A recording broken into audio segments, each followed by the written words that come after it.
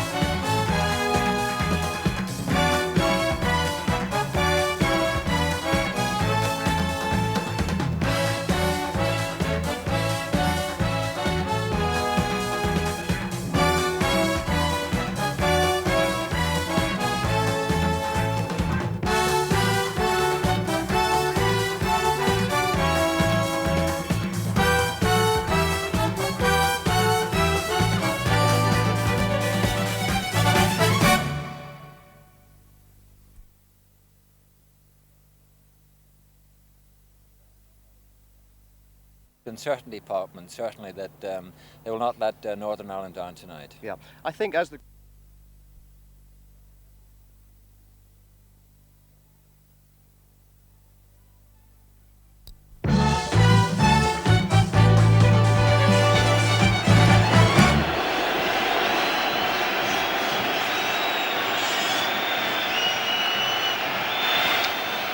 Well, welcome back to Wembley Stadium. The teams are just about due to come onto the field, and the atmosphere is absolutely brilliant. It's the biggest crowd, as I say, that has ever been here for an England-Ireland game. And down in the tunnel we can see the Swedish officials, Mr. Ulf Eriksson, the referee. He probably stretched to a point where he hasn't been for the last 3 or 4 months. I think Cochrane and possibly the attacking players on Ireland really will probably be the balance of the sides tonight. And I don't think there'll be a lot of goals in it, but I'll be very surprised if Ireland are beat tonight.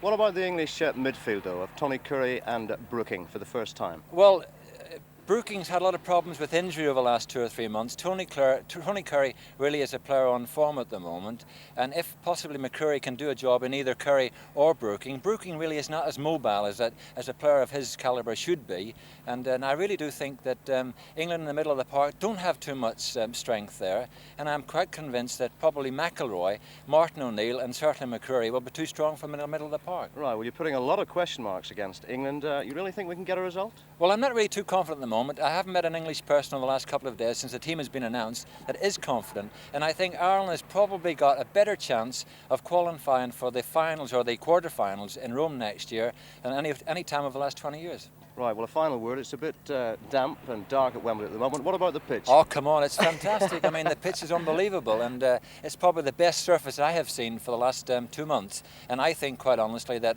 there'll be no question mark after the pitch tonight. There's been a lot of question marks in England about the state of pitches, but Wembley is perfect for this time of year. Right, should be a good game. Well, let me move across, Derek, now to a young man who's surprised to be at Wembley, Eamon Horish. How are you here tonight, Eamon? I won a competition on Good Evening Ulster last night. To Well, get a ticket for tonight's match. As you know, I was in England last night, so what was the question? When was the last time Northern Ireland beat England, and who scored the winning goal? And when was that? 72, and Terry Neal, player manager, I think scored we the all goal. know of that. Yeah. Is this your first time to Wembley? Yes, delighted to be here. What about Northern Ireland's chances? Very good, best I've had, and I think we'll win. Any scoreline? 1-0, I think. So there we are. Eamon, hope you enjoy the game.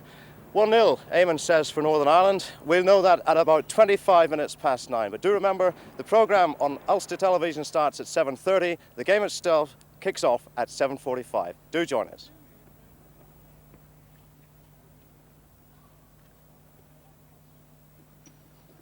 All right. Yorkshire, please. 30 seconds.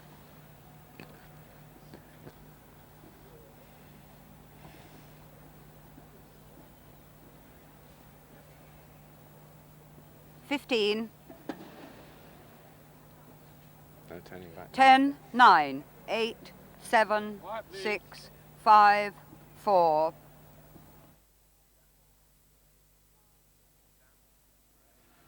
Well, it's damp, it's grey, and it's even a little bit hazy here at Wembley, but thankfully it's mild, and the pitch looks really in first-class condition. And to talk about tonight's European Championship match, I'm very pleased to have with me here on the pitch the manager of the moment, West Bromwich Albion's Ron Atkinson, who's with ITV's coverage of the game tonight. Ron, you've had a walk on the pitch. What are your impressions? The pitch is absolutely superb. I should think the players will come out and really look forward to playing on that tonight. What sort of match are we going to see tonight, do you think? I think the Irish are obviously going to make it very, very, very difficult. I think they'll work very, very hard in midfield to make it hard for people like Curry and Brooking to get a lot of possession. I think that's the key area for me tonight. If they're given time, if they're given space, Curry and Brooking I think will run the game. But I think people like McIlroy and McCreary's obviously been put in there. He's a busy little player. I think he will work very, very hard at both our midfield players. You can see Northern Ireland denying us time and space, but can you see them doing enough to cause an upset? I don't know about an upset. A draw wouldn't surprise me. Really? I don't know, it wouldn't surprise me. I rather fancy England might win about 2-1. But as I say, I think we've got a hell of a lot on our hands tonight. The result in Bulgaria is obviously going to make the Irish play. Ron Greenwood's called England the underdogs. Is that a little bit of kidology, do you think? I think it might be a safety valve. You know, there's no way you can rate England underdogs here today. We've got the pick of the players in the league. You know, Danny Blanchflower, as we know, has got probably his first First Division side, but some of them aren't really regulars in the First Division, whereas we've got people from Liverpool and so forth who are steeled in every event. England have also got Laurie Cunningham on the bench. Were you surprised he wasn't an outright selection? I honestly thought he would start the game, but looking at the selection of the side, we've gone right back to the old guard. I mean, people like Ray Clements for Peter Shilton. Does that surprise you? It does. I don't say it's a weakness because I think both of them are tremendous keepers. But I felt Shilton would be in the side. And you might be keeping an eye on Tony Curry tonight with your game against Leeds coming up on Monday. Yes, well, in the last international, he was easily the best English player. And I'm hoping he can turn it on tonight and run himself out of steam for Monday. And a forecast tonight? I think England 2-1. Ron, I hope you enjoy the game and I hope you enjoy working for ITV tonight. Now back to the Calendar Sports studio.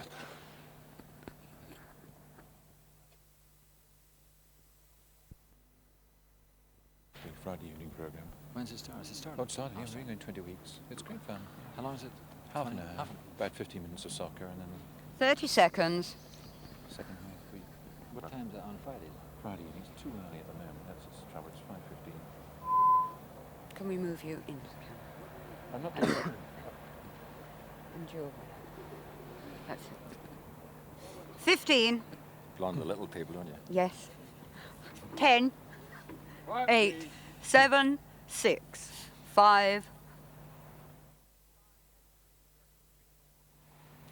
Derek, there's been an awful lot of talk, a fair amount of blarney about this match. Now we come to the reality. What do you think is going to happen tonight? Well, I honestly do believe that Northern Ireland have got a great opportunity, possibly the greatest opportunity that they've had over the last 20 years. I mean, if they get a result tonight, it means they're going to be 4 points ahead. They've got to go away to Denmark, and then they've got 4 matches at home. And I cannot see really England doing it. It means they've got to win probably 4 games, and they cannot do it on their present form. And of course, the team that Ron Greenwood has picked really is still causing a great deal of controversy, certainly in London today. Would you have picked the side he has, or would you have gone for Shilton and Anderson rather than Clements and Neil, for instance? Well, I'm not so much about Neil, but I certainly would have picked Peter Shilton because he's certainly a man in form. And there are a number of other people. You cannot really have ruled out possibly the likes of Regis. Laurie Cunningham is the most exciting player on the scene at the moment. But I hope that Ron Greenwood doesn't rue his sentiment and let his emotion really speak for him. I think that he should have stuck to really the players in form. And a number of the players that he's playing tonight really have got a question mark by them. Can I ask you to be objective about it? I don't think it'll be very close. I think that possibly it could be a runaway victory, but at the same time, I'll go along with Blanchflower. The Irish team really are playing with a tremendous amount of heart at the moment, a great deal of spirit, and I would think probably it'd be a 1-0 either way. Derek Dugan, thanks very much indeed. Not an unbiased view, I don't think, but still, you'll be able to see for yourselves whether Danny Blanchflower and Derek Dugan are right. Coverage begins at 7:30. It's live on ITV and it's exclusive on ITV. So don't forget, England v Northern Ireland on ITV exclusively, 7:30.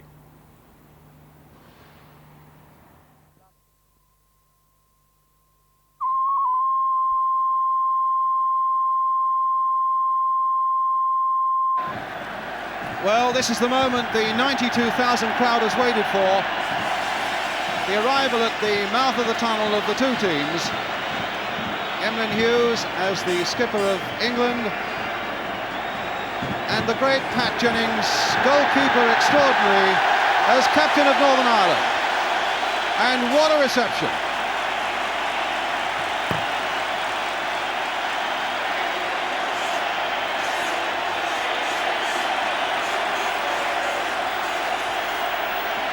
Emlyn Hughes, quite a night for him. Ray Clements, what a night for him when so many people feel that Peter Shilton should have got the job.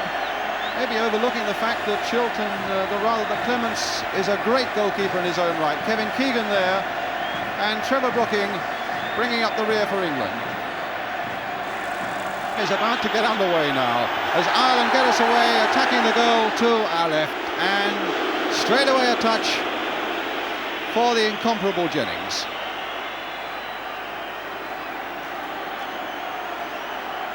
Jimmy Nicholl, Armstrong heading it on, and Hughes was aiming to give a first touch to Ray Clements, but he didn't come off. Thought he was impeded, I think, there by Caskey. Here's Caskey, number 10.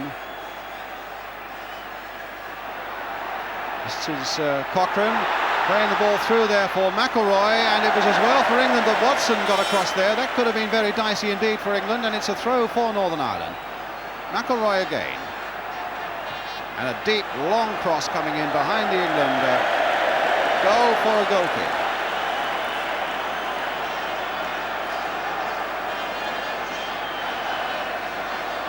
Phil Neal.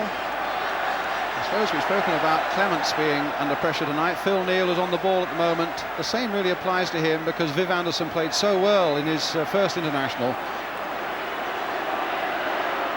Hughes playing it short to Watson, who took a nasty knock playing for Manchester City against Tottenham on Saturday. The long ball putting Keegan through, brought down though by Jimmy Nicholl when it looked as though Keegan might get free. And they're urgently calling everybody back for Northern Ireland.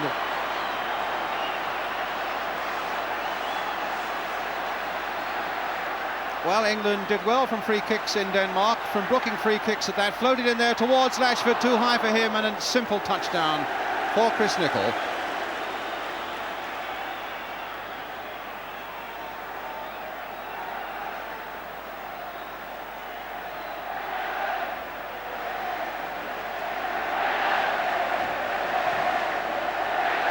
Up towards Armstrong, being watched by Watson. In fact, it was Armstrong who accidentally kicked Watson at White Hart Lane on Saturday. Here's Hughes finding Neal.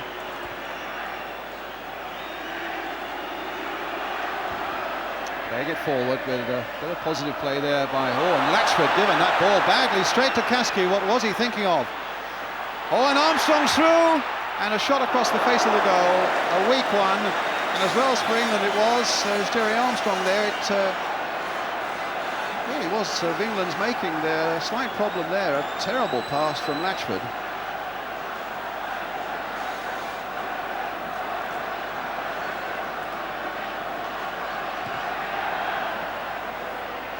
Nicholl versus Latchford. Nicholl's header. Armstrong nodding it down for Terry Cochrane of Middlesbrough.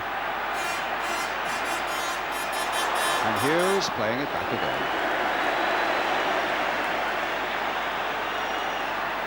Neal now to Koppel. Scored the only goal against Czechoslovakia. Comes to him again. It's Jimmy Nicholl's ball.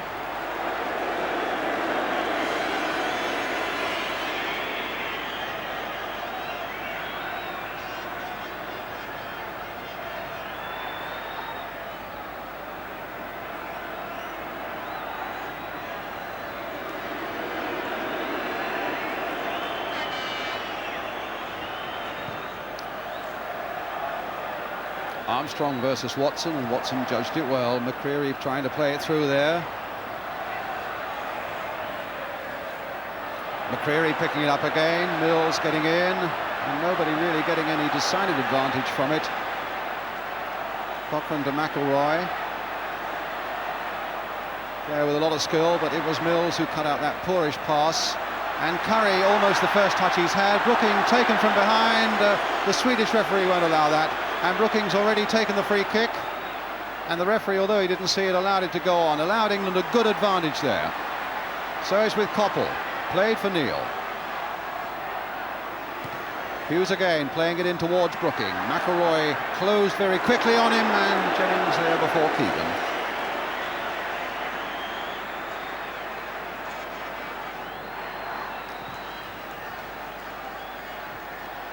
Again, Hughes beating Caskey with the header. Here's Tony Curry.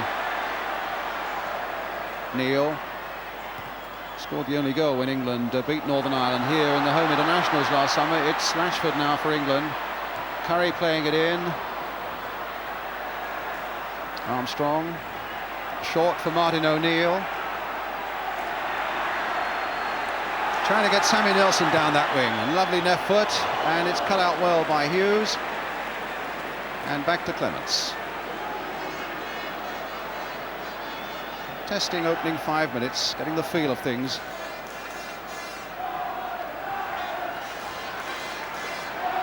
McElroy. Now Peter Barnes. Coming off Pat Rice's hand, and the whistle had gone.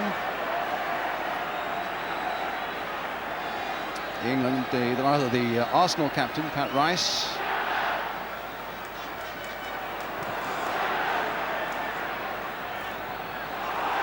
Now Armstrong. Shaking off Phil Neal.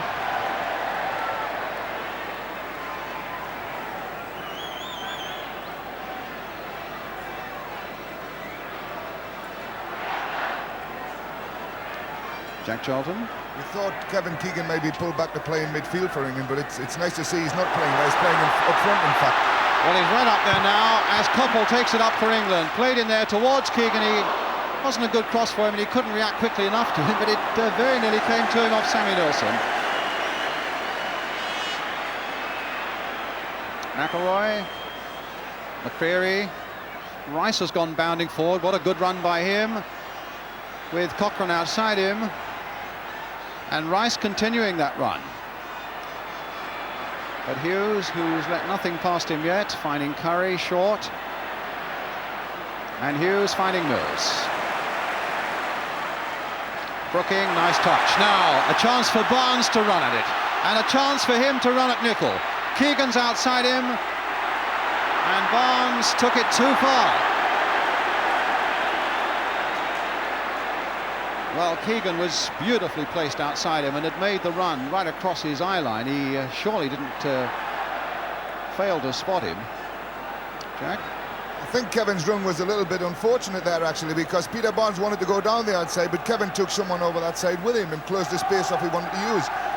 He's much better down the outside, Peter Barnes. Martin O'Neill. Cochrane again. Oh, he dummied Mills well. Watson had to do something positive.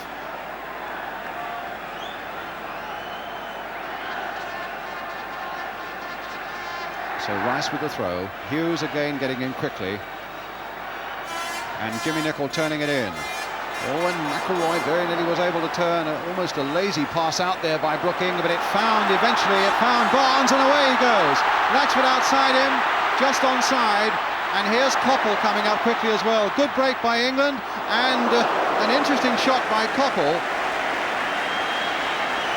But on that form, certainly Barnes looking in the mood. He's an exciting player, Peter Barnes, but he's got to be allowed the room to run into. And England players have got to learn to clear the space behind defenders so that he's allowed to go on his own. He was cut off there, and he really should have been allowed to go a lot further. Shot from Koppel, as we saw, always swinging a little wider than it looked from this sort of angle.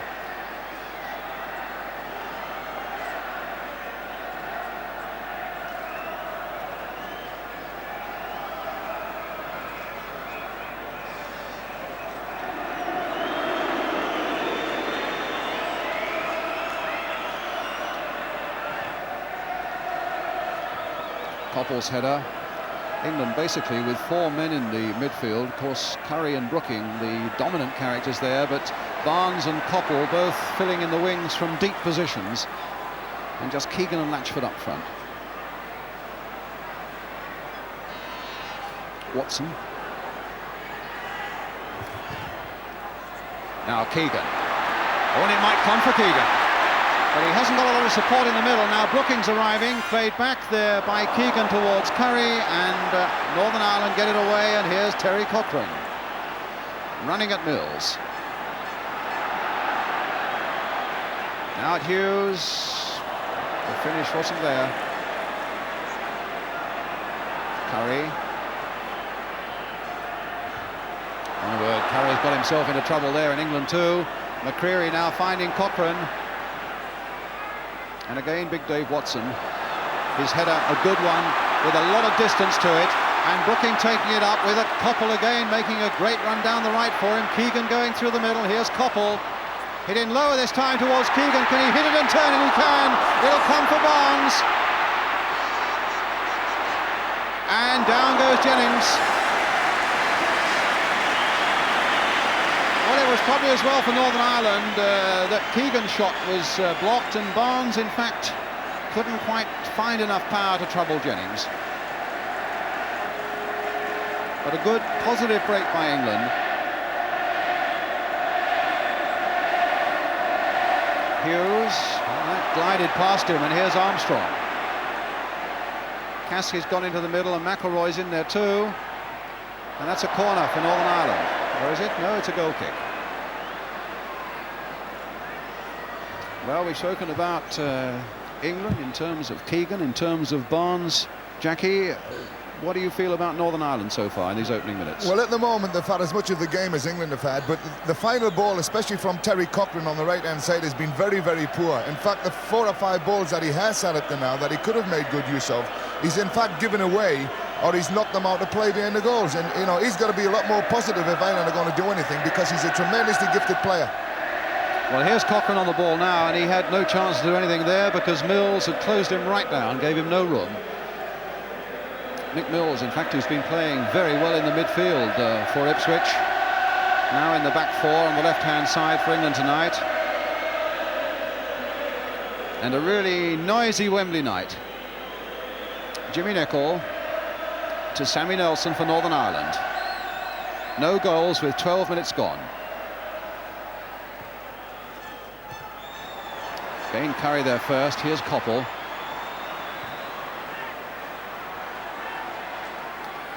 Armstrong played back for Martin O'Neill, and Phil Neal sending Brooking after that. Keegan, it's a good ball, and Keegan, that's got the crowd going.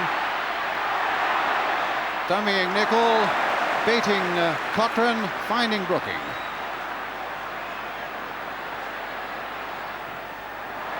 Long cross coming in, and it was allowed to come a long way. Tony Curry lining up the shot, hitting it though straight at Sammy Nelson.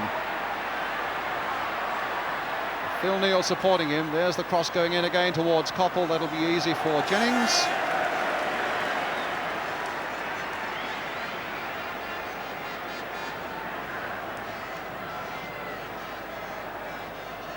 McElroy. He had a lot of space there going forward. And look at the space here for Jerry Armstrong. And Caskey's waiting in the middle, but cut out well by Dave Watson. Well, that's gone straight to McCreary. It was unfortunate for Watson that Koppel slipped just as the ball was coming towards him. Instead, it's now with Armstrong. Well, he's gone past Watson. Not a good cross. Tony Curry.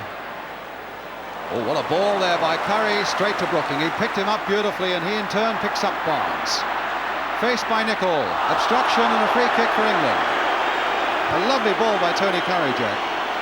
Yeah, that's what Tony Curry at his best. When he looks up and he sprays the ball about, he's got a terrific range to his game. But that's one of the positions out there on the left that might cause a few problems for Ireland, because Jimmy Nicholl isn't the quickest fullback in the world, and Peter Barnes is a little bit sharp for him, and we're going to see a lot of fouls on that side of the field tonight.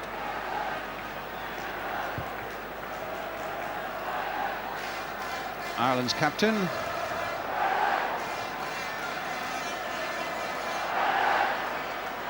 Jerry Armstrong's header. Brooking and Mills first to react to that. Keegan quickly off his man there, and a little touch finding Latchford. Here's Brooking, here's a chance for England. Latchford going on, Jennings coming right to his goal, out of his goal, and crossed in, and in the end, it was Sammy Nelson who had to put it away. But it was a lovely touch by Keegan that started it. And a corner for England, which Barnes will take. Keegan's right in there. Brooking, who also played a good part in that move.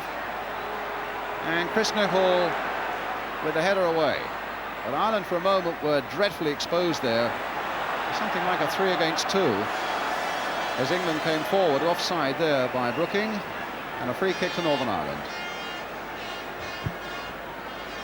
If England are going to cash in on crosses tonight, they've got a chance with Big Dave Watson coming up, because they've only got really Chris Nicholl in the centre of the midfield at the back, and any crosses are going to be 2 big fellas against 1 here tonight, and it could be interesting if they throw the right sort of balls in.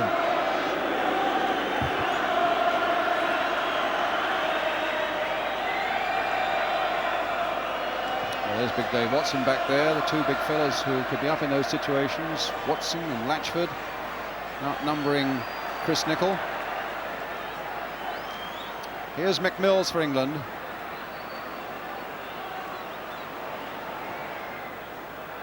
Keegan, well-timed jump. I think everybody felt that McCreary would stand on Keegan. We've had no evidence of that yet. As Cochrane puts a long ball in, and it's well gathered by Clements. Under no great pressure. Coppell to Keegan. And Brooking trying to gather the ball up, and it didn't quite run for him. Here's McCreary. It's a good ball there to Armstrong, played in again for Sammy McIlroy. Caskey and Armstrong up. Here's Armstrong, and here's McIlroy. Caskey's in that England 6-yard area, and that's going to be an Irish throw.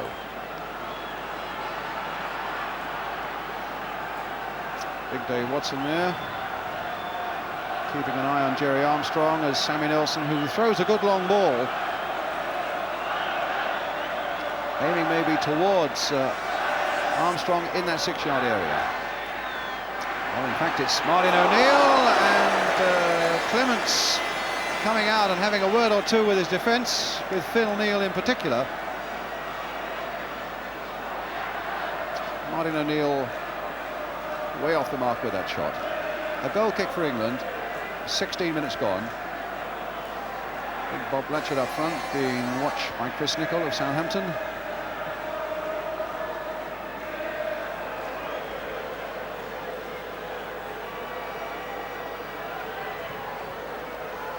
Keegan versus Nicholl. And Rice, the way back to Jennings, is cut off. Mills, nicely guided header for Barnes, played in here for Brooking. And Brooking didn't get a touch on that. Mills did on that, but it falls for Cochrane instead. And that's an England throw.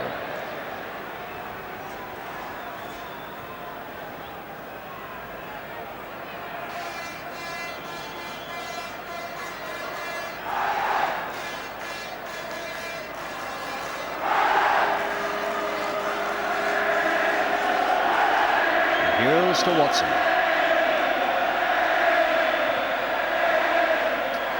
Barnes chasing that, but he has no hope of getting that.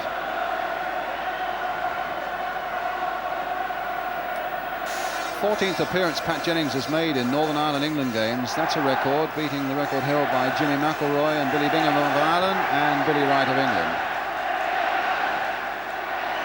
He was stretching for that one, and Mills, Brown, as you can see, cutting up a fair bit, and Mills losing out badly there. Armstrong sending Cochrane away. The cross coming in towards Armstrong, and in the end, it was Tony Curry's header. Now McIlroy. He ran into the man. There was never a hope of a penalty there. He played it past him.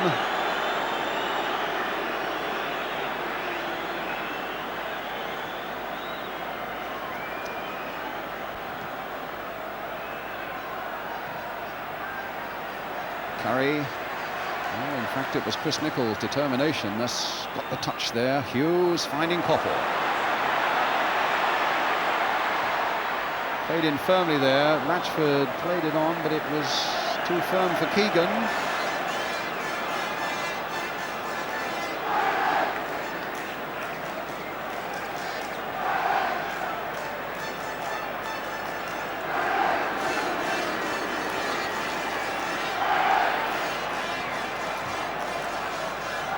That's Billy Caskey.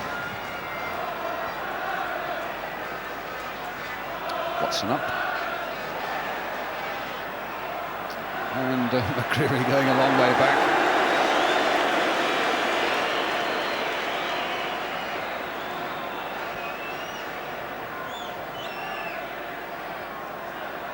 That'll fall for McElroy. Curry trying to make something of it, but I think has given away a free kick. He has. A free kick to Northern Ireland. And on the Irish bench, Blanchflower with the hat on in the middle. Quite satisfied, I would think, with the way his side is shaken down for this Wembley game.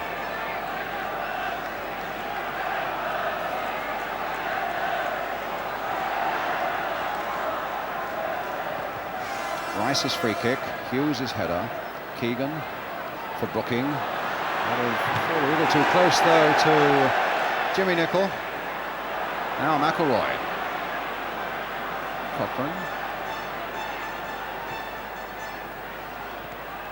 And Watson didn't really get a positive touch there. Barnes coming in. Brooking just touching it on. It'll fall for Latchford, and now for Coppell. One or two promising things have developed from Coppell down this right touchline. And here's a pass for Latchford. Supported here by Tony Curry.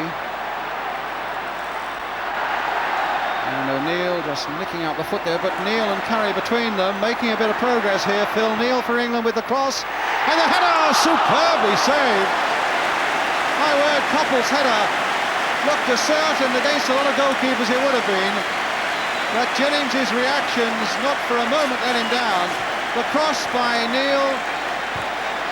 And look at that brilliant piece of keeping. In fact, it was too good a header, that, Brian. If he had deflected it, it would have gone in. Well, here's the corner. Brooking with it. Mills right in there. The fist of Jennings didn't reach it. And a goal kick.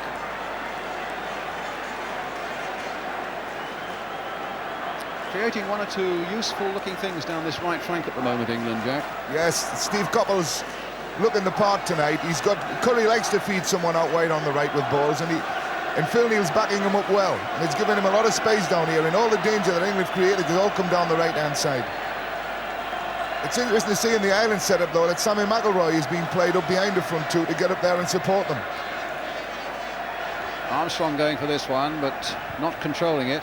Watson with time to consider one or two things, and then he plays it straight at the Irish centre-forward. Back it goes to Ray Clements.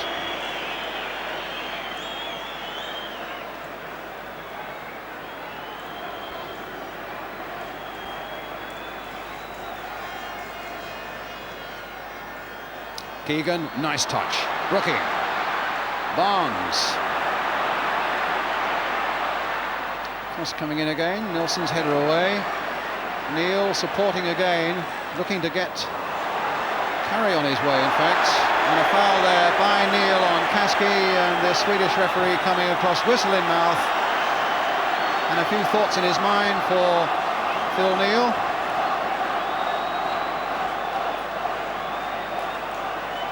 Good strong lad, Billy Caskey.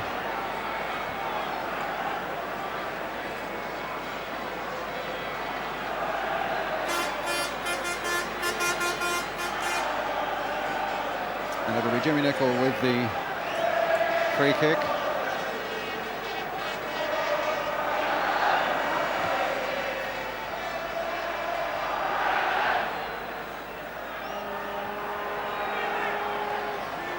Coppell played back for Neil. We'll go back to his Liverpool teammate Ray Clements.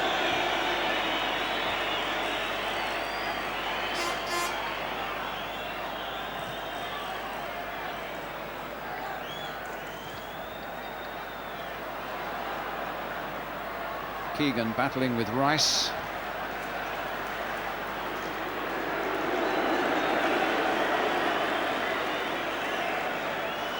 Manchester United's Jimmy Nicholl.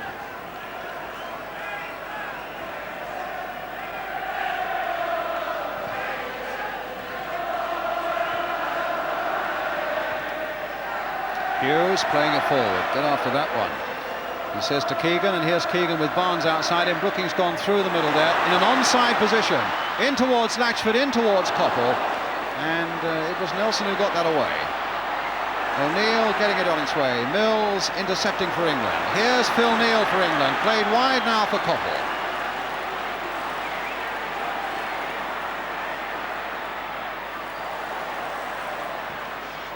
Interesting cross towards the far post. Keegan.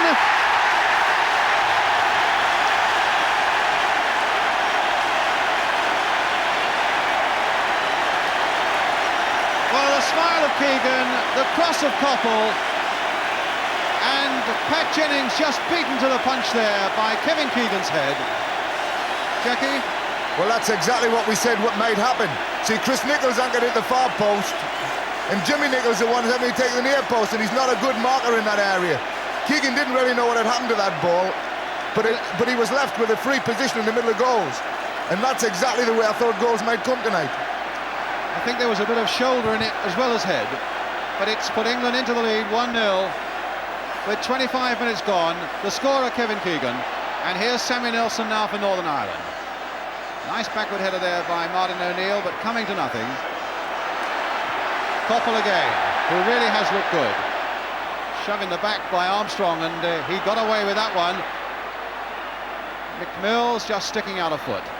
Cochrane trying a back heel, but to no avail. Barnes almost tripping himself up, and then losing it in a bad position there to Terry Cochrane.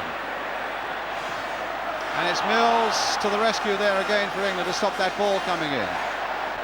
Barnes turning it back. Brooking playing it on. Keegan onside once more. But Chris Nicholl back for Northern Ireland.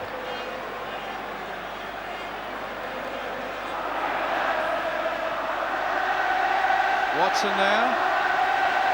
Now McElroy for Northern Ireland. Beautiful mover. Very skillful player, Sammy McElroy. But finding it difficult to lose Phil Neal. There he is again. And now O'Neill. McCreary. Nelson. McCreary. Well, he's winkled his way past Phil Neal, but he couldn't get a shot in. Turned back there towards McElroy, and there's no offside, and a corner given. I think England half stopped there, thinking that McElroy was well offside. I thought the goalkeeper was a little bit fortunate there to get away with that, actually, because I don't think he really made contact on the ball. He seemed to make contact on the player. And I've seen penalties given for a lot less than that. Well, McElroy will take the corner for Northern Ireland, and Chris Nicholl is right up on that England line. There he is, making life very difficult indeed for Clements. At a time when England really would want to consolidate that lead that Keegan has given them, the last thing they'd want is to be pulled back here now. But here are Ireland with this corner and McElroy. Well, it was Latchford's header that got it away. Rice just a little too slow there. But nonetheless, it's Cochrane who puts it up, and I think the flag is up on the far side. It was as Caskey and Clements clashed. Oh, my word, what happened there? And, well, I think Armstrong is saying that Hughes in fact fell without being touched, and I think the knowing look of Ulf Eriksson would say the same thing. See it? Well, maybe we can have a look. Maybe we can have a look and see exactly what happened there. Well, a bit of a push, but certainly I'm sorry to say, but Emlyn really made a most terrible meal of that, and it does him no credit. But no yellow cards, no names were taken, and here's Hughes on his way. And now there's a gap at the back as Cochrane takes it up. And Mills getting in.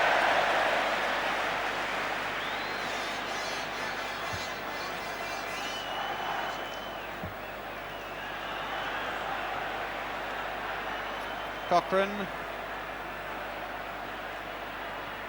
That's not a bad cross there. And it might yet go anywhere. England scrambling it away. O'Neill being hustled unfairly by Watson. That's a free kick to Northern Ireland, right on the edge of the penalty area. And since England have scored, they've hardly been out of their own penalty area.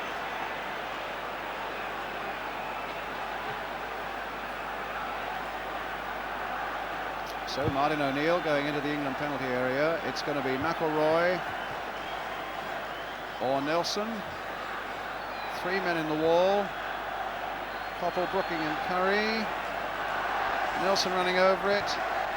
And a curler! Oh my word, it went against the post from McIlroy. Well, that was an amazing stroke of luck for England. It completely fooled them, and now here's Armstrong coming through. And England just cannot get that ball forward. They've got a corner now, Northern Ireland. What a good free kick, though, by McIlroy. We'll quickly see it before this corner's taken. Curled in there against Clemence's post. Here's the corner now. Jerry Armstrong with the header, and Kasky couldn't react quickly enough. Jack, you've been trying to say something in all that excitement. I'm a bit worried about Ray Clemence. He seems to be... that ball that was curled across there, he seemed to just let go. And he's not been very, very positive at all inside that box tonight. Just a little bit worried about him. Curry, and back it goes to the aforementioned Ray Clemence. Well, that's Curry, but Clemence... Certainly, Jack's right, he hardly moved for that McIlroy free kick. Peter Barnes. Keegan up ahead of him, not quite sure what Barnes is going to do. He's brought down. Oh, and he's let it go on, but I thought that was a trick by Jimmy Nicol. They also said there would be a few fouls if he was run at Jimmy Nicol, and that's exactly what happened, because it was a foul and the referee missed it, but he certainly went for the player. Quite obviously a foul. Dave Watson pumping that forward. I should think glad to see it out of that England penalty area for a few minutes. Actually, England need a little settling down period of about 5 minutes now. They haven't been able to get hold of the ball properly since they got the goal, and they need a little bit of a time now to settle the game down and get hold of it again. It's an Irish throw.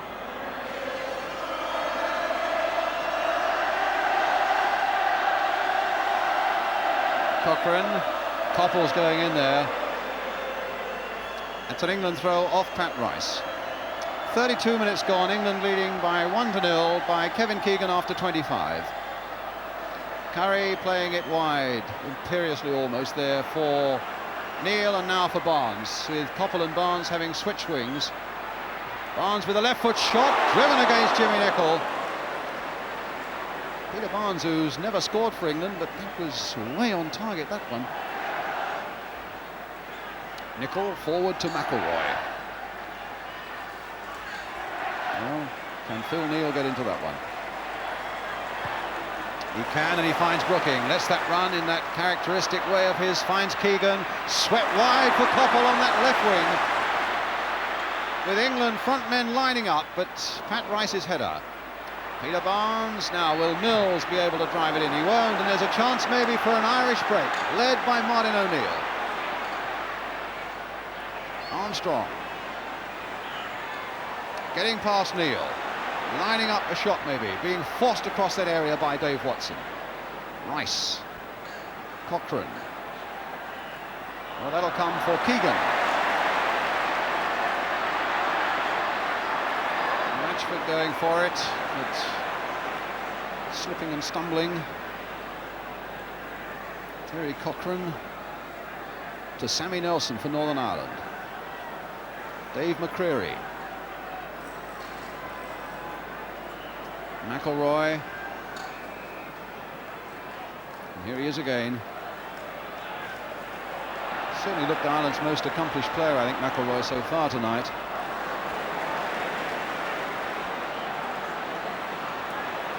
It's with Barnes, very deep. Keegan, again trying to come off Chris Nicol, and Nicol not only beats him, but tries to set up an attack himself, but it's England's ball.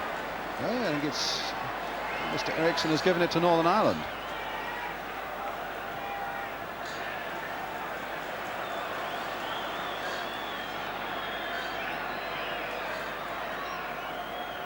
Kasky. That was Watson there. And then it was Neil.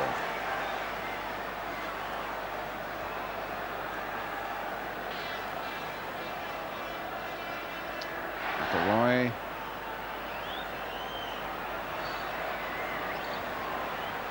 Wanting Nelson to get a low cross in that could have been devastating. In the end, there was a whistle giving England the free kick.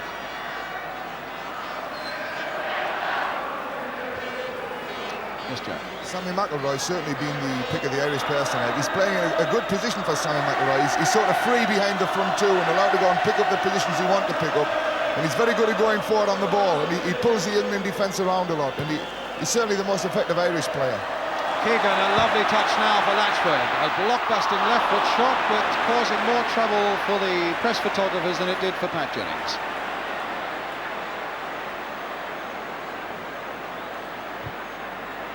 It's an interesting situation, the game at the moment, because England having got that goal, it means Ireland's got to come out and have a go at them. They can't afford to sit back now. They've got to get a goal. And every time England break now, they're looking as if they can make something out of it. Well, here are Ireland on the break again now. Galloping full-back Pat Rice. Jimmy Nicholl planted forward there towards Armstrong, but I think Dave Watson has that situation under control. But has he? What a bad ball there. And Clements goes down as Cochrane tries a shot. And there was almost a death wish on that bit of play by Dave Watson. Handing the ball to the opposition on the edge of the penalty area is really not to be recommended, and it's unusual for Watson to do it. One of the cardinal sins of a centre-back, you'd never play the ball across your own goal mouth, and that was a terrible ball from Dave, and it should have been punished better than it was. Well, here's Curry for England. Sweeping that ball with the outside of his boot with beautiful accuracy here to Peter Barnes. Curry again, letting it go. And Keegan again challenged fiercely by Chris Nicholl, but fairly.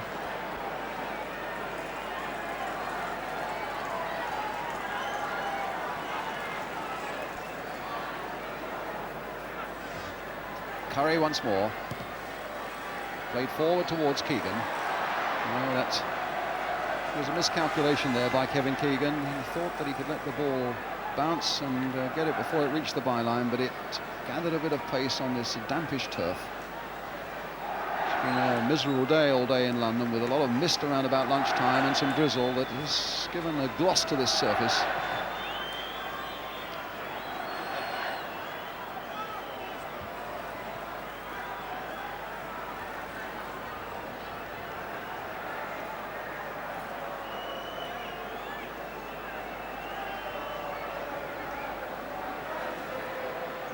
McMills. Latchford coming off Chris Nicholl. And Hughes back to Clements.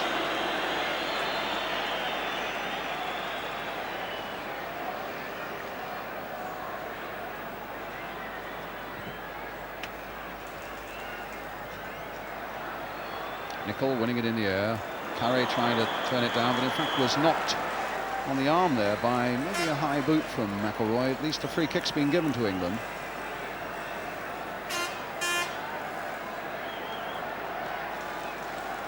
Sammy McElroy there. As the free kicks floated in towards Keegan. Latchford had come inside though, and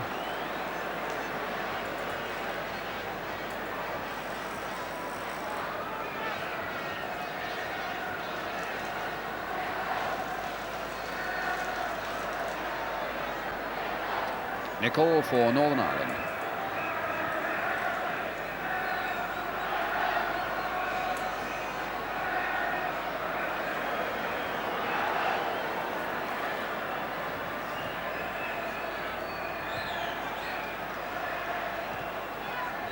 Now McElroy, stopped by Watson.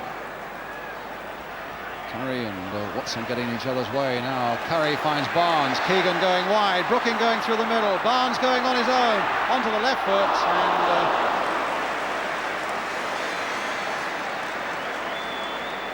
well, there were one or two options open to him, Jack. Yeah, but he's good at that, Peter Barnes. He's got a great left foot on him, and running from the right side of the field across and opening the angle out for himself. You know, he's liable to plant one of those in the back of the net any time. And it's noticeable that him and Koppel have now changed wings. And, you know, especially Peter Barnes can be very effective on the right-hand side of the field. I'm not happy with Koppel out there, though. Nelson's header. And Watson will slice that kick, but Hughes got a good firm header in, but it only comes to Cochrane here. And Rice needing to change direction quickly. Cochrane for Northern Ireland.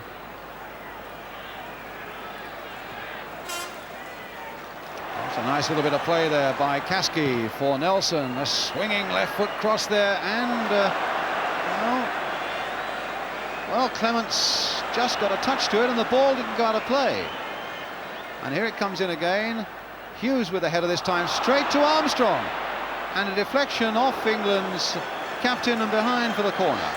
But there's certainly muddled thinking at the moment in that England defence. And again, an example, I think, Jack, of Ray Clements not being quite sure of himself. Well, I don't think he got a touch of that. He went chasing the ball and never got anywhere near it. And it left everybody unbalanced. They didn't know what was happening. And he's causing a lot of uncertainty at the back of the England team at the moment. Well, here's an Irish corner. Armstrong's header. No, in fact, it was Watson who got the header that mattered. Here's Martin O'Neill. And Hughes preventing the cross coming in. McElroy. Well, now, can somebody turn on this? No, they can't, because the flag is up on the far side. The Swedish linesman. The two Irish forwards, Armstrong and Kasky, have battled away with not to a great deal of effect.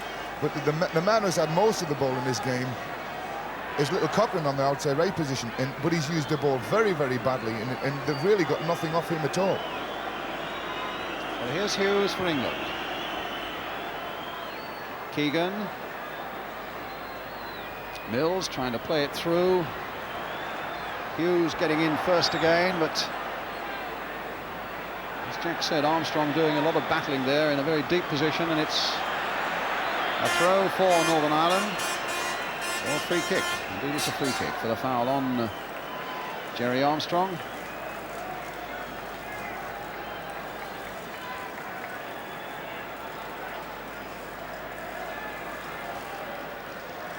Rice with the free kicks. Hit high towards the head of Dave Watson.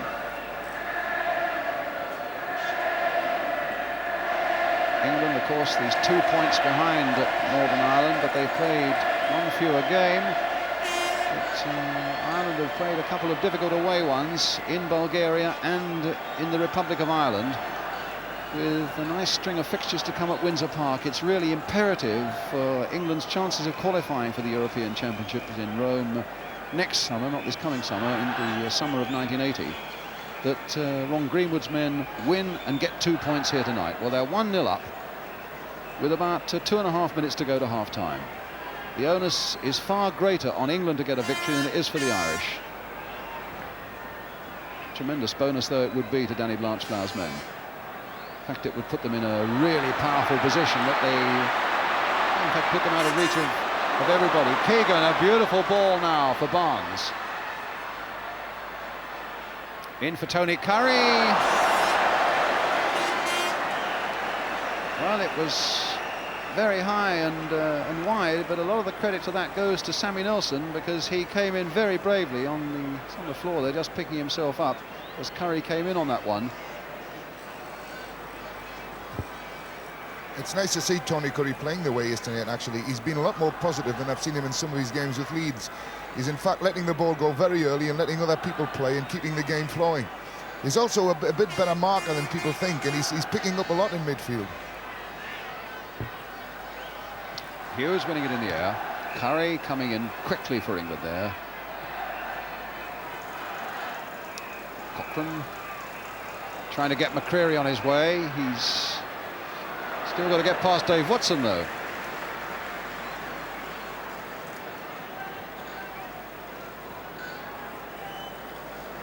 Jerry Armstrong, Dave McCreary, Pat Rice, and Martin O'Neill on that far side.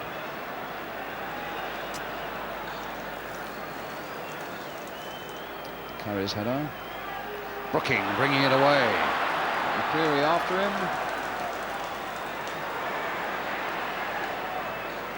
Brooking again. I think a little bit worried that West Ham had so few games in the last 6 weeks or so.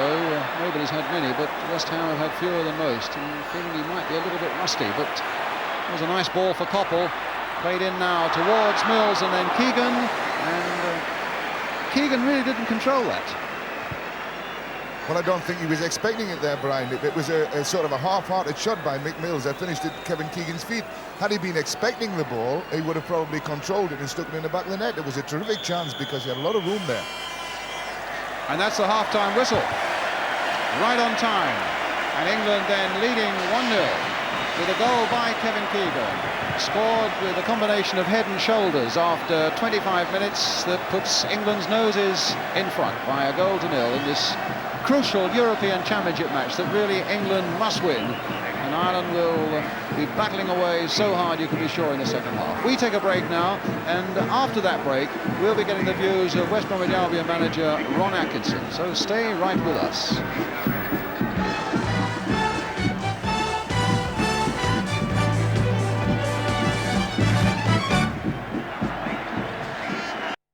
Terry Cochran, the number 11, to do that. We're now waiting then for the start of this second half.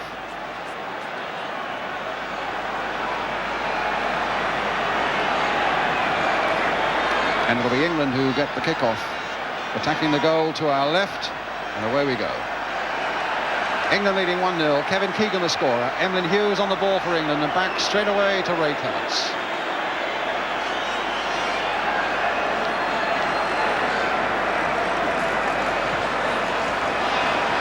That's a kick that's going straight to Cochran.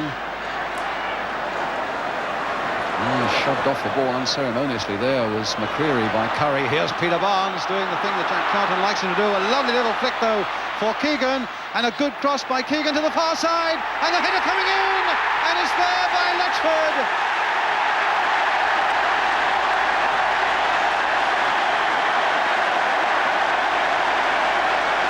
Barnes absolutely superb, but what a good piece of crossing by Keegan here. And they've got in a bit of a muddle there, the Irish, between Pat Jennings and the post, just going off Pat's hand. And within a minute of the start of the second half, England have given themselves some breathing space. Jack. That was one of the best crosses I've ever seen, because the ball was going away from Kevin. But Bob Latchford's header went exactly where Pat Jennings didn't want it to go, which was down at his feet and in by the near post. And he's not everybody's cup of tea, I think, as an England centre-forward, Bob Latchford, but he scored in Denmark, he scored in Dublin, and now he scored here at Wembley. The 3 European Championship games that England have played so far in this series, Bob Latchford has scored in each of them. So 2-0 England. Hughes chasing this back. Linesman in fact was flagging on this side, but Ulf Eriksson, the Swedish referee, said let it go. England in possession. Well, exactly the start to the second half that England wanted. They, as Jack was saying, they went in fits and starts in that first half. Keegan getting past Jimmy Nicholl. Played in short again towards Latchford, and my word, he nearly got another touch in there that mattered.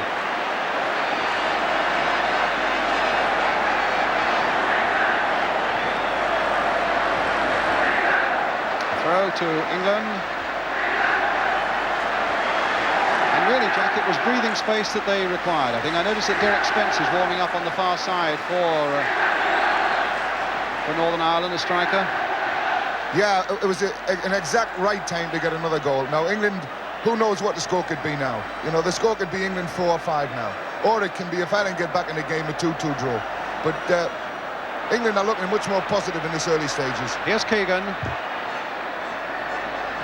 McElroy away. Watson's header falling straight though for Ireland again. It's Martin O'Neill making a good positive break there, going past Watson that time, but Phil Neal was covering well.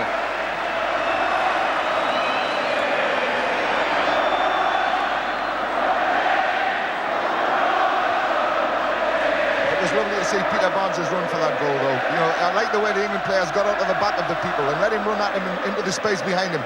Keegan's run was perfect. Perfect. Well, here's Keegan again. That was perfect too for Brooking. A shot, and just passed. They're really on the rampage in the opening minutes of their second half, England, playing powerfully but with great artistry as well. But look at this touch by Keegan coming up there, and how well Brooking turns on it. But sadly, his finishing wasn't quite as good, although maybe there was a touch of luck about it for Jennings as well. A corner then, which Brooking will take. Watson's there, and another one! 3-0! The agony of Pat Jennings, beaten twice in the first 4 minutes of the second half. The swinging corner by Brooking again. There it is. And look at that big number 5, Dave Watson. And they could only hit it into the roof of the net. 3-0. They're relying a lot here. They're relying a lot on Pat Jennings, and he's not getting to the ball. And there's no real competition from the big England players on these crosses. This is what we said earlier on. This could be the downfall of the Irish, and it's proven to be exactly that. Well, in fairness, it's what you said, Jack, and you were absolutely right, that a combination of Watson and Latchford might be a little too much for big Chris Nicol on his own at the back, and they might get beaten in the air. That's exactly the way it's proved. A foul by Armstrong on Keegan, and a good advantage played by referee Eriksson. And here come England again, with Brooking played wide for Barnes. Ron Greenwood has played 12 games as the England manager. He's been in charge 12 times. They've lost only one, and it doesn't look as though they're going to lose tonight. That one against West Germany. Curry hustled out of it by Martin O'Neill.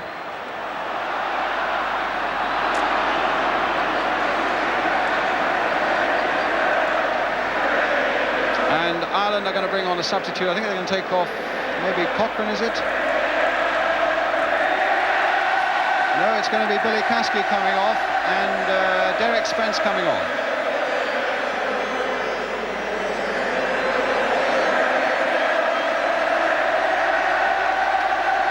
Well, the crowd are really excited now. Jack. Well, we said they could get back in if they got a goal and finish up with a draw, or it could be 5 for England. And who would bat against 5 for England now? 3 goals is a tremendous lead, and England now must play with all the confidence in the world, having that little bit of space to go at. That was, in fact, let me put you right, it was Derek Spence who's on, it's Caskey who's gone off. But England are 3-0 up, there's no confusion about that. And here's Cochrane. Hughes playing it back, presumably to Ray Clements. Suddenly the pressure is off Ray Clements as well, off the England defence. And if they keep their heads and their nerve now, it should really be plain sailing for the 40 minutes or so that remain. Here's Brooking.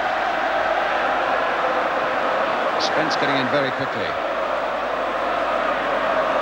O'Neill. Ireland's really hope, their only hope now is to snatch something quickly to give themselves a bit of heart and something to build on. McIlroy.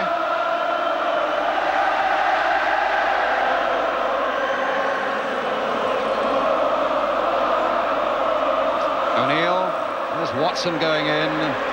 Well, there have been 1 or 2 question marks against 1 or 2 things in that England defence, but by and large, apart from one aberration I remember in the first half, Watson has been superb, and Chris Nicol conceding a corner there. And Keegan there wanting to take it quickly.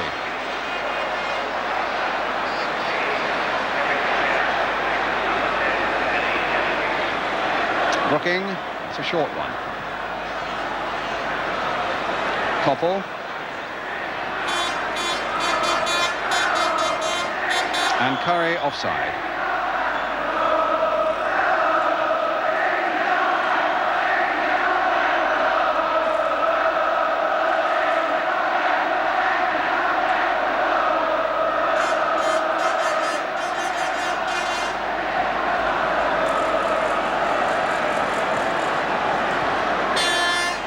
Nicol. Played in for Armstrong.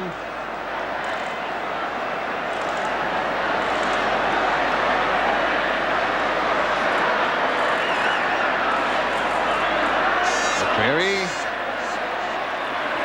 Finding Cochrane. Now can he find a good cross as well? That's a much better cross. And it's coming now for McElroy. Now for O'Neill. McElroy again, with men lining up in the middle. O'Neill. It's a good cross again, and again Big Dave Watson's there to get it away for England. Koppel versus McElroy, with McElroy in possession. Still with O'Neill, now with McElroy. Curry slightly committing himself, the cross coming in, Mills right-footed getting it away. Keegan up above them all, Brooking trying to make it as well. It's Cochrane instead, and now with Nicol. Nelson to Jimmy Nicol. Forward to Spence, the substitute on for Kasky. Koppel's touch for Barnes. Keegan surrounded by Green, but a little back heel finding Koppel, and now here's Letchford. Brookings right up there. There's a nice pass there for Peter Barnes. Koppel with the shot, and it was Rice who had to hook that one away. It could have gone past Jennings so easily. England's throw. 10 minutes of the second half gone. Barnes trying to wrinkle his way out of that corner, does so, and finds Koppel. Ball ran kindly there for Koppel. Here's Emlyn Hughes. Brooking. Well, that might be an interesting ball inside the full-back, but it was spotted quickly by Pat Jennings.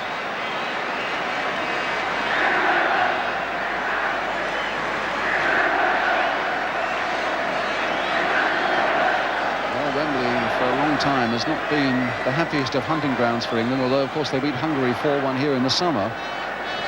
It's always been a scramble and a struggle and the odd goal win.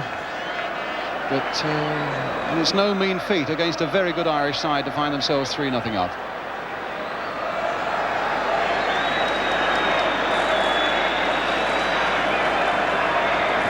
It's amazing how much more time the England players seem to have on the ball now. The time to look and time to do what they want to do. And, you know, things can only get better for them from now on in. Is that because the pressure's off them?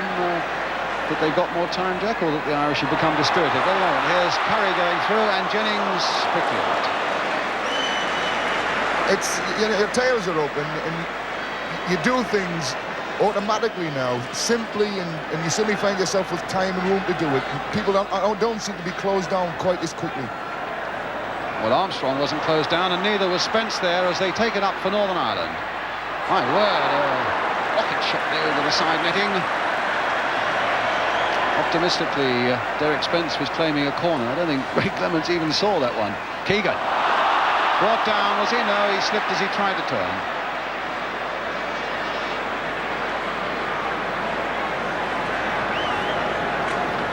It's an Irish throw.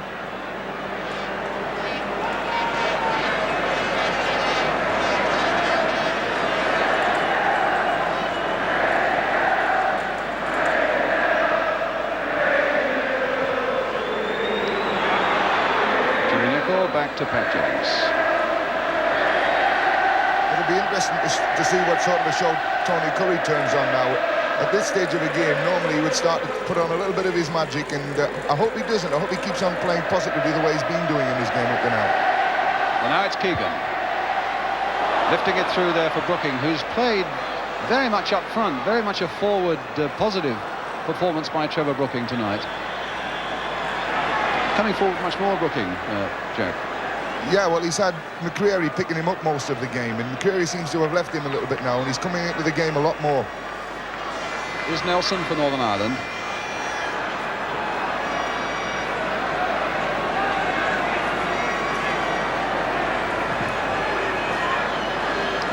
Chris Nicol underneath this one, but heading it straight down to Tony Curry.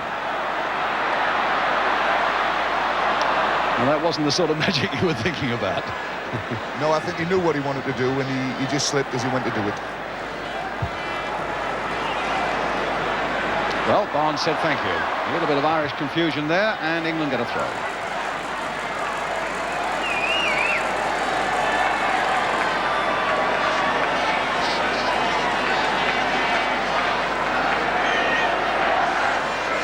McMills with the England throw. Now an Irish throw.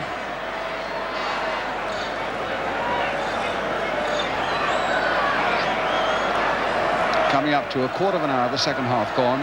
England leading by 3 goals to 0. Kevin Keegan, Bob Blatchford and Dave Watson, their scorers. 2 goals really in the first 4 minutes of the second half. Really, I don't know about killed off Ireland, but certainly made it very, very difficult for them.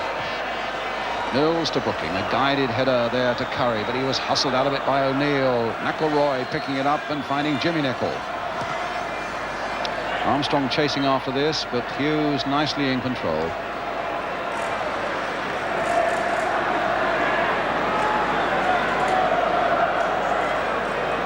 Koppel. The ball kept in play, but only just. Chris Nicholl not fooled by Keegan's dummy. And now the ball out of play for an English throw.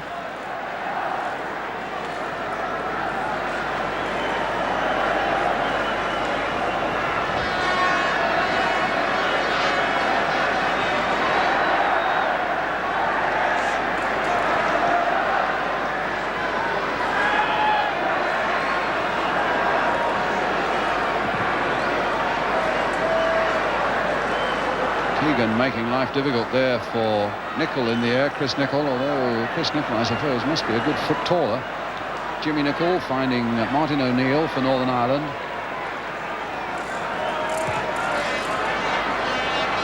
And now Jerry Armstrong for Northern Ireland. Spence is up with him, McElroy's up with him. Spence calling for the cross, the long legs of Dave Watson. My word, tremendous game he's had.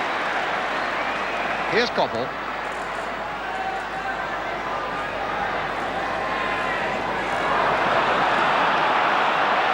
Wanting Phil Neal to be a little more positive. And I suspect some of those whistles and boos are coming from England fans as well. They, I think, like Big Jack, want to see 4 or 5 goals here by England tonight and feel that it's on.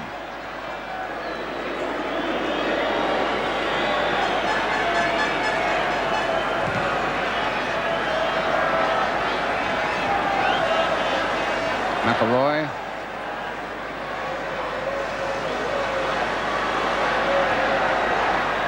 Good pass there for Cochrane. With Nelson outside him. But Cochrane might have a few problems of his own. If actually he gets the ball back. And now here's Curry, leading off for England. Sweeping the ball a little too firmly there for Peter Barnes.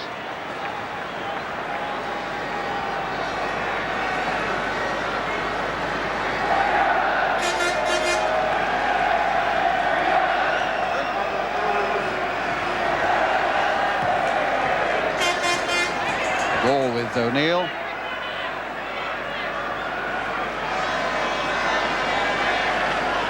Didn't get Mills going the wrong way. The short pass for McElroy. Here's Jimmy Nicholl coming up. Terry Cochrane on the far side, supported by Sammy Nelson. Still with Cochrane, the short little pass there. They might come to something here yet. Derek Spence tries to go in there, and eventually, my word, it didn't go in. It was Armstrong's shot, and then it bounced off the shoulder of Ray Clements, and McElroy couldn't quite turn it in. England escape, and it might shake them up a little bit. Here's Brooking. Now it's Koppel. Brooking outside him. A lot of space out there as well. Cross curling in towards Keegan, but Chris Nicholl was there first. Tony Curry played wide here for Peter Barnes. It's a good deep cross again, and Sammy Nelson quite happy to put that one behind for the England corner. I think Ron Atkinson said at half-time that he didn't think the quality of the England crosses had been what it should have been. But in this second half, the quality has been that much better. Probably Ron's told him to get the ball deep and get it to the far post. Corner coming in, Keegan's backward header, Latchford again!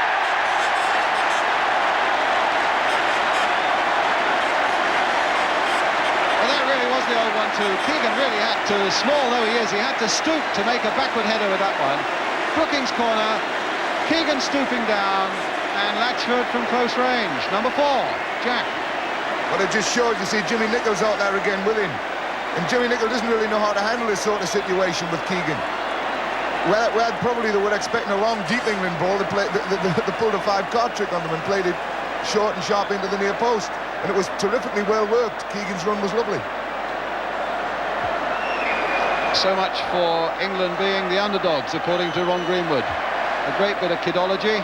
Not that I think anybody was really fooled by it, but they have really dominated this second half. Ireland had as much of the first half as England, but no doubt who's been bossing this second half. 3 goals in the opening 19 minutes of the second half. They've killed off Ireland without any doubt at all. Here's Rice.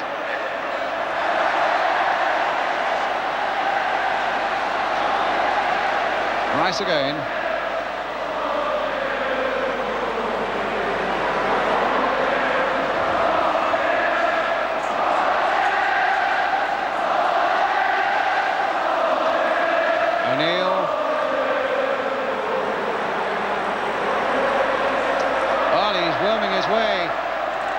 Through to almost a chance for Derek Spence.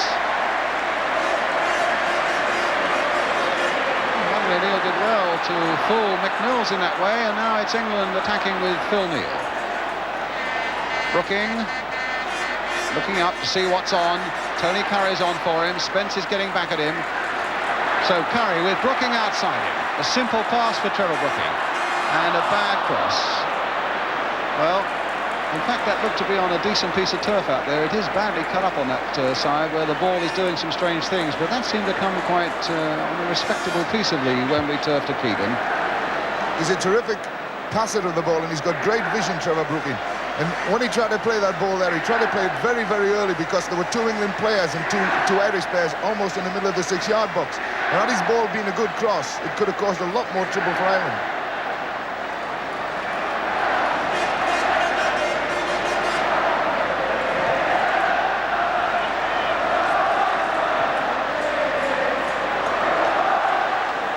Watson and Mills.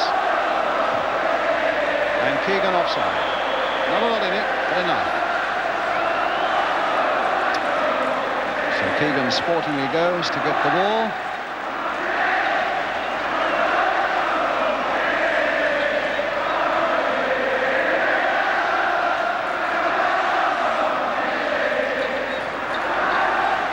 Well, there's really something for the Wembley crowd to cheer and to celebrate, and they're doing just that.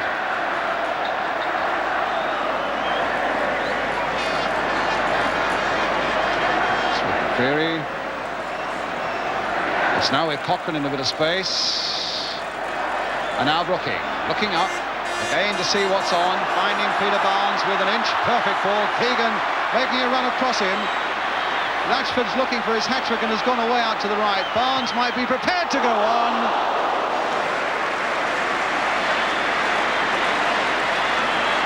This is what you call nightmares for defenders. When you're 4 goals down and your team's attacking and overcommitting themselves, trying to get a goal back, and you suddenly find teams pouring at you in 4 and 5s at a time. You know, Peter Barnes on his left foot, the ball could have gone anywhere, really, but it was a good chance for a shot. But there's so many people now coming at the Irish back 4. You know, where's it going to end? Yes, on that occasion it was Keegan swarming off to the left and Latchford down to the right. And always the threat coming from Barnes through the middle.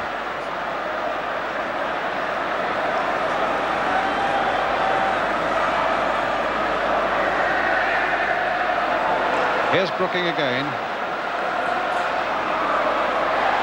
Well, he's left them for dead there. Oh, what a pass there! And it might come yet for Keegan. Todd Latchford was on for his hat-trick then. A beautiful ball by Brooking, and here's Barnes. Played for McMills, and played wide of the goal.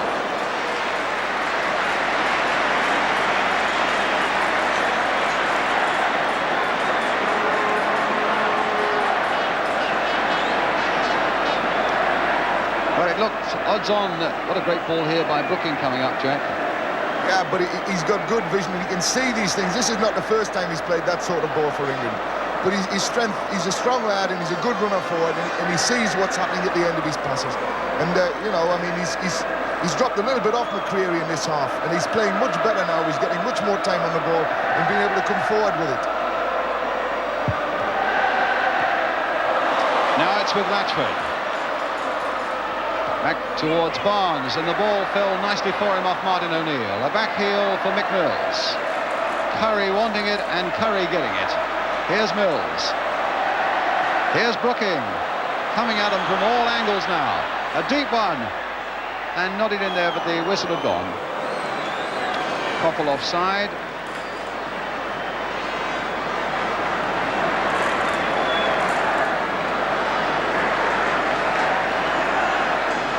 It's an offside on this side of the field. Must have been Brooking.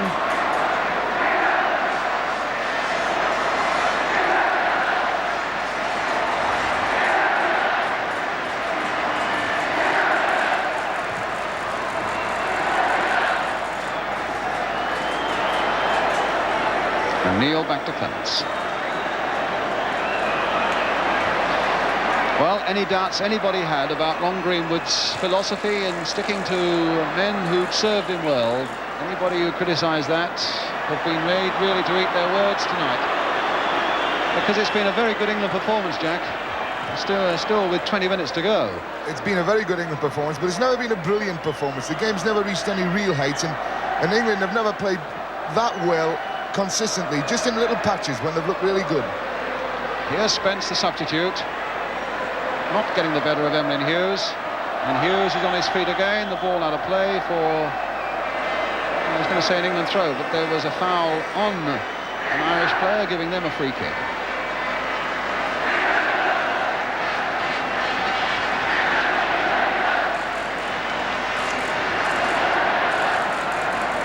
Played in quickly there for McElroy.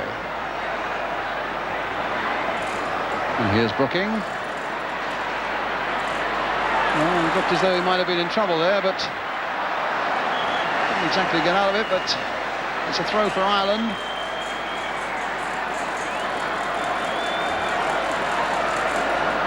So Cochrane. Now for Rice. Straight to Brooking. Strange ball that. And the linesman was flagging for some strange reason as an offside. And good refereeing again by Ulf Eriksson as Koppel now finds Phil Neal on the far side.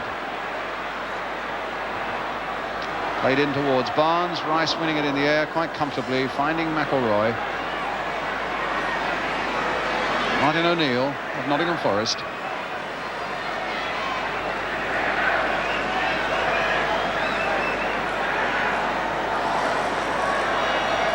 Armstrong ahead, Rice coming up. Not quite the same conviction about Ireland coming forward in the second half here as we saw so often in the first half. But O'Neill with a cross and a little too high for Spence and a goal kick.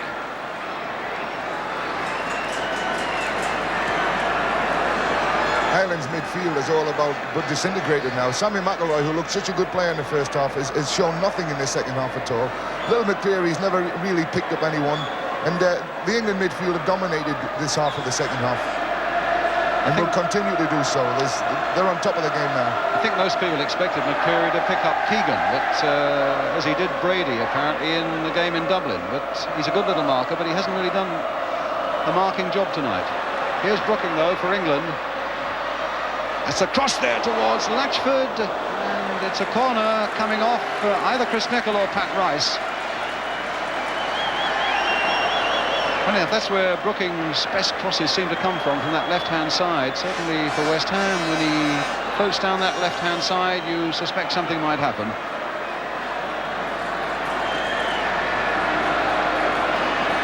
This is corner played for Koppel, trying to catch it on the volley. Latchford trying to get in there, and Curry is in there, kicked off the line though.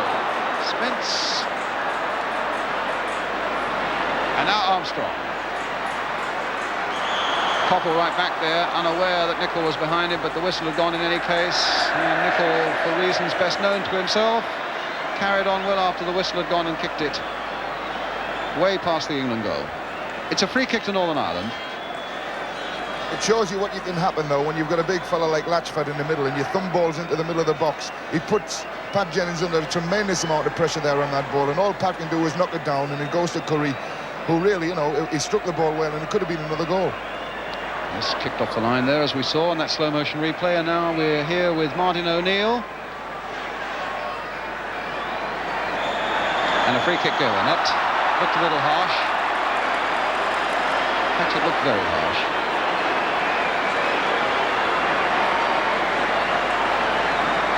I've been a little bit disappointed in O'Neill tonight. He's looked a much better player with Nottingham Forest than he's looked tonight. He's not really seemed to find his position here at all. Well, now McElroy, who hit the England post in the first half from a free kick, running over it and allowing Pat Rice to knock one in there. Cochrane played in once more. Chris Nicholl had gone up there and he stayed up there, and McElroy had it knocked off his head by Phil Neal. Here's Brooking with a few options open to him, finding Barnes, and away goes Barnes again. Keegan up ahead of him. Keegan slipping, Barnes going on, and Ireland consolidating. Well, I thought they had, but yes, here we are with Jimmy Nicholl.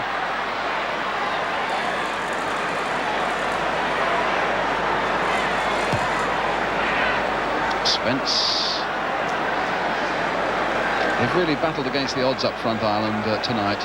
In the first half, Armstrong and Caskey, hard though they fought, they really didn't make a great impression, and the same goes for Spence and Armstrong now. Neil playing it forward. Look at the space there for Tony Curry. He's gone past McCreary as though McCreary didn't exist. Played in beautifully now for Brooking.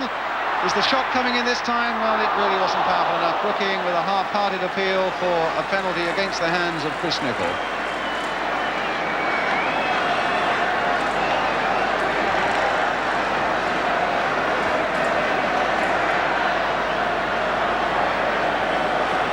Cochrane.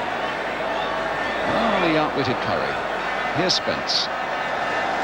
Played on again, and offside. The flag was up, but word, that must have been a very, very tight one indeed, because I thought Mills looked to be lying back a bit. It's with Curry. We're left with a quarter of an hour, with England leading 4-0. 2 goals by Latchford, 1 by Keegan that set the whole thing going, and 1 by Big Dave Watson.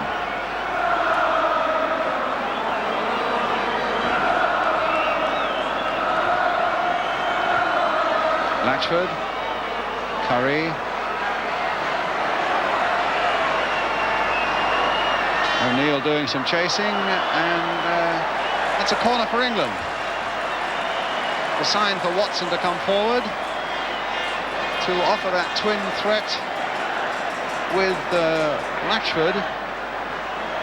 There's Watson, watched by Chris Nicholl. Brooking just turning it on towards Keegan, and Keegan turning it back for Brooking, but Brooking had gone into the box. McElroy, O'Neill, Rice, now Jerry Armstrong, McElroy, nice fluent passing movement here by the Irish.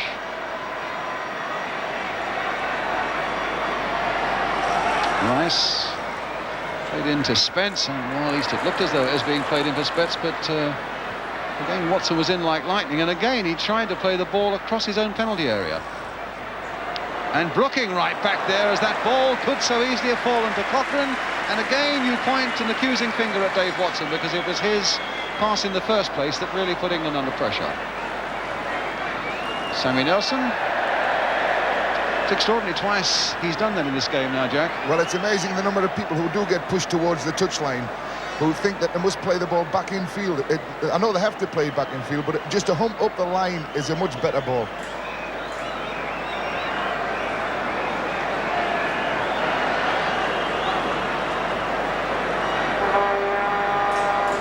Watson now.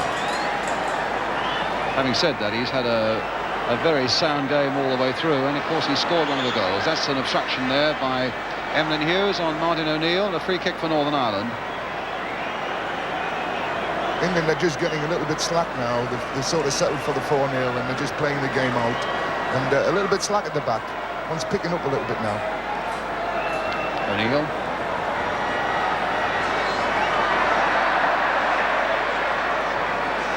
Rice. A deep one. Jerry Armstrong on the far side. And Latchford right back there to help his defence. Well, Armstrong has given him the slip. He's given Watson the slip. He's played it for Cochrane here. And that time it was Curry's header, only as far as McElroy. Rice limping up now. And Mills, what a nicely weighted ball that was for Brooking. And there's one for keep. Curry, everybody wanting it now in a white shirt. Oh, and Barnes then giving it away.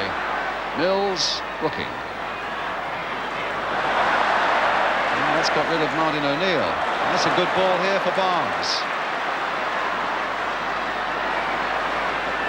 Curry.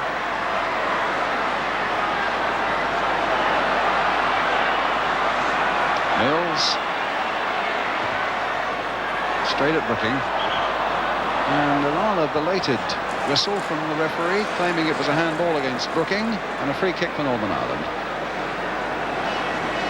I'm surprisingly, and I think goals do count in this competition, you know, and as we proved in the World Cup against Italy, we didn't get enough goals, and it's at this stage, in this stage of the game, that wasn't a very positive move by England. They spent time when they could have played the ball into much more positive positions, and they could do with the goals. It's Curry to Latchford.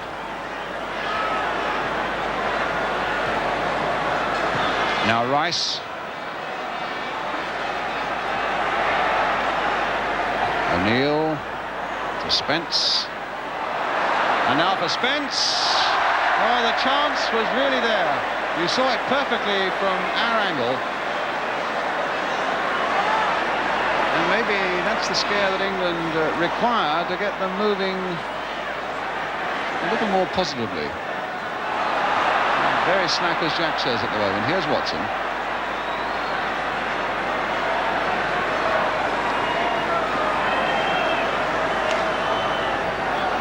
I don't think those two.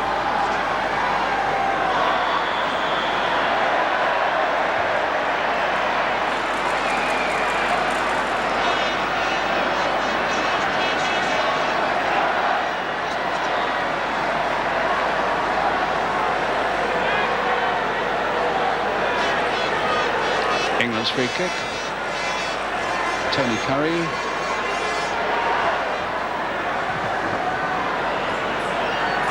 Armstrong. And an offside against Bob Latchford, who had a hat-trick in his sights.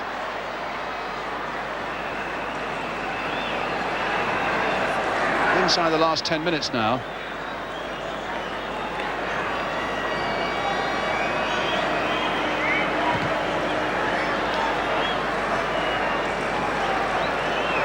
Terry Armstrong. Cross that straight at Clements. Really pulling back a little bit.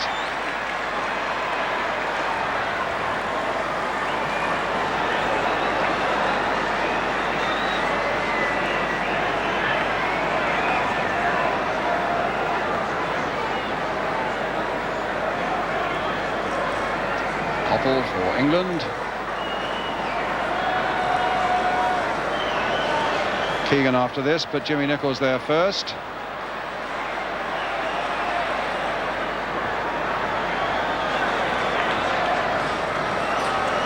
game has developed into a strange pattern at the moment. You feel that Ireland are incapable of... They're bringing on another substitute. They're taking off Terry Cochrane. And they're bringing on Chris McGrath of Manchester United, formerly at Tottenham.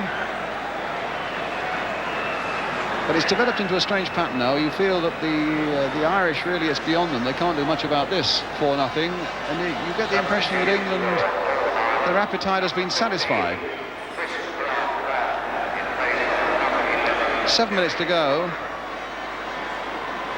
Well, it's an optimistic thing, I suppose, for Danny Blanchflower to have done, to have put another striker on, maybe in the hope of snatching something, but the game certainly on the night is way beyond their reach now.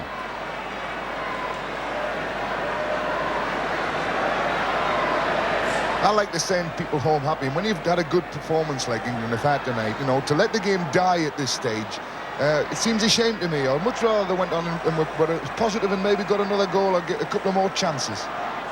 Nicol with the shot and a weak one.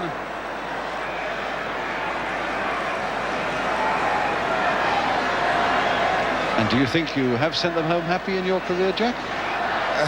Not particularly me, but, you know, I've never been fought up that often to have done it, you know, but at this stage of the game, what is it? Send them, make them laugh and send them home happy. and another goal or another couple of good chances would just do that. Yes, in point of fact, 4-0 up. It just needs now, certainly from England's point of view, either to pop another one in or to have a lovely final flourish that people will go away remembering. But it's a good, handsome lead, and it's one certainly that everybody in the English camp would have settled for at 7:45 tonight.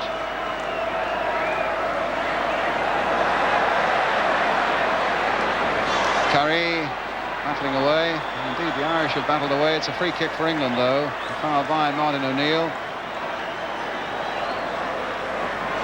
And it's with Emlyn Hughes now. Brooking almost lazily forward there for Keegan. Here's Curry.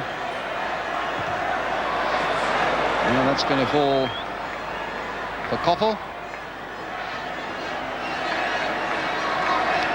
Neil. Brooking.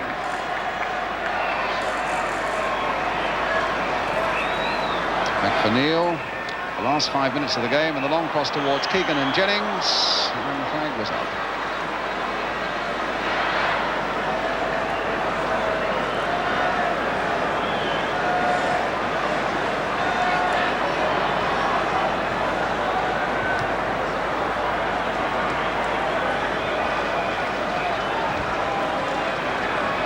McElroy nicking it on there for Spence, and now for Chris McGrath. Almost the first touch that the second Irish substitutes had.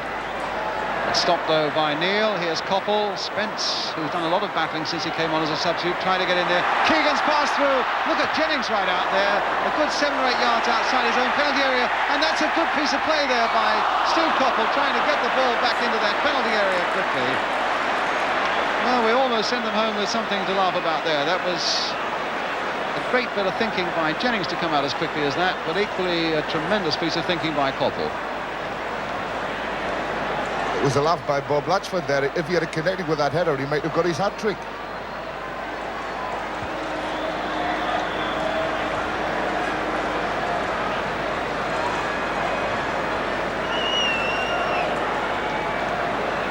It's a free kick.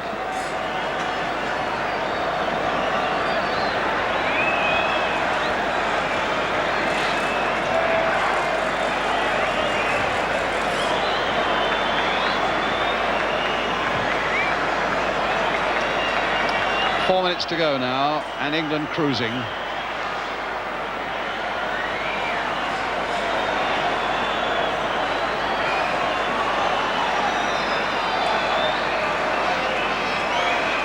Neil to Koppel. Played in for Neil. Here's Brooking. This is for Barnes. One or two really exciting moments from Peter Barnes. Mick Mills. Here's Keegan. Now will England top it all off with another goal? Well, Keegan's lost his man, and that's going to be too close. Jennings over the crossbar, in fact. The man a bit annoyed with himself, but certainly the cross for Latchford's second goal. Oh no, it was the first Latchford goal, wasn't it? It was, as Jack said, absolutely brilliant. He doesn't seem to beat people, Kevin. His legs seem to go so quick, and he changes direction so many times. He throws them off balance, and he manages to get away from people like that. But he certainly gets through a tremendous amount of work.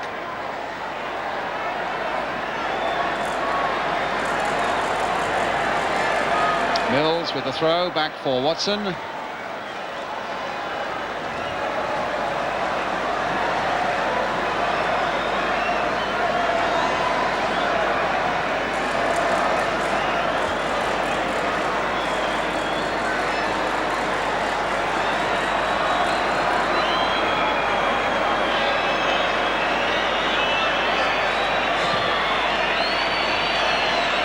Keegan nodding that one on. Jimmy Nicholl was at him, but there wasn't enough support for England up front.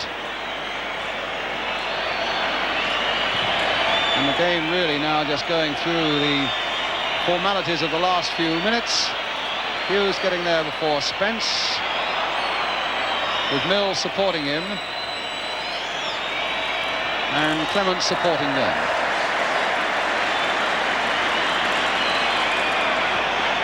this crowd wants something to cheer, you know, and they're cheering everything that England do at the back. And I would like to see something to cheer up front. You know, I don't want the game to die now. It's been a good performance. Keegan's header. Latchford a little bit off balance there. Under pressure from Sammy Nelson. McGrath stopped in his tracks by Curry. Played in again for Latchford. Here's Brooking. McCreary was at him. In fairness, they've really battled this Irish side. They were killed really by those 2 goals in the first 4 minutes of the second half. A little dispirited when the third one of this half went in, England's fourth, but their heads haven't gone down too far. With a minute to go now, are we going to get the final flourish from England? Here's Mills.